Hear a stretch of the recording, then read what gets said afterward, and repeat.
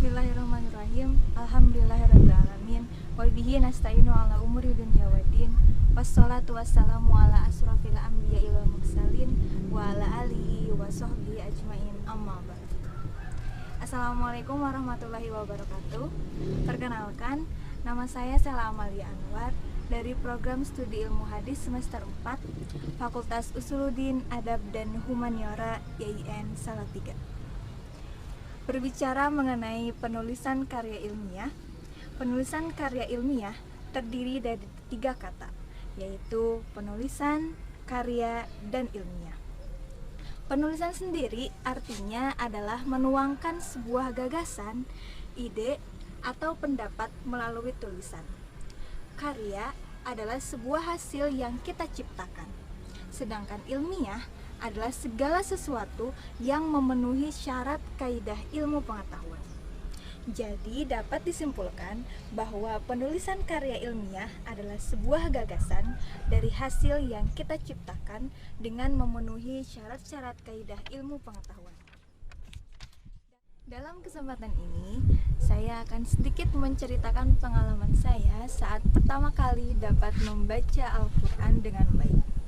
Kebanyakan orang memandang bahwa jika sudah mengenal huruf-huruf Al-Quran dan bisa membacanya, sudah dikatakan cukup untuk bisa membaca Al-Quran. Tapi menurut saya, segala sesuatu itu harus kita lakukan dengan benar dan sebaik mungkin. Oleh karena itu, saya ingin berbagi sedikit pengalaman saya. Ketika kecil, saya tidak begitu tertarik dengan belajar Al-Quran. Walaupun setiap sore saya berangkat untuk belajar di TPA, tetapi saya hanya bermain-main di sana, tidak pernah belajar dengan sungguh-sungguh. Ketika di rumah, rutinitas setiap malam adalah belajar mengaji ataupun belajar untuk sekolah besok hari, yang pastinya ditemani oleh mama. Pada saat belajar mengaji dengan mama, saya selalu kena marah karena selalu salah dalam membacanya, sampai saya menangis.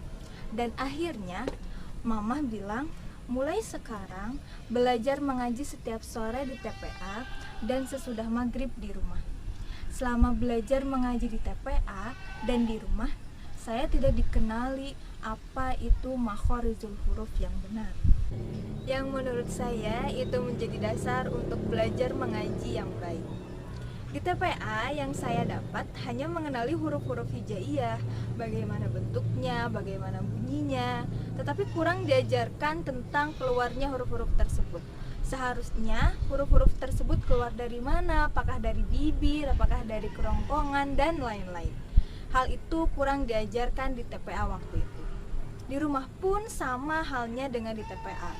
Alih-alih seharusnya belajar tajwid sedikit demi sedikit, karena di dalam Iqra pun sudah ada panduannya. Tapi mungkin orang-orang mengira yang penting itu tahu hurufnya dan bagaimana pengucapannya. Itu sudah lebih dari cukup.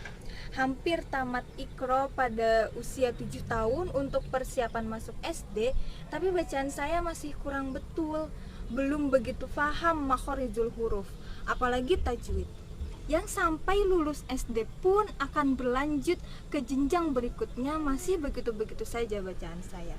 Sampai akhirnya saya masuk madrasah sanawiyah, saya diajarkan dari dasar tentang makhorijul huruf dan tajwid yang membuat saya berpikir, oh seharusnya mengaji Al-Quran yang baik dan benar itu seperti ini.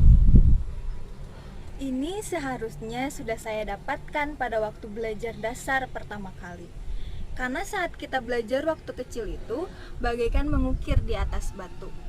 Hal itulah yang terlintas di pikiran saya bahwa belajar hal dasar itu harus dengan benar dan baik.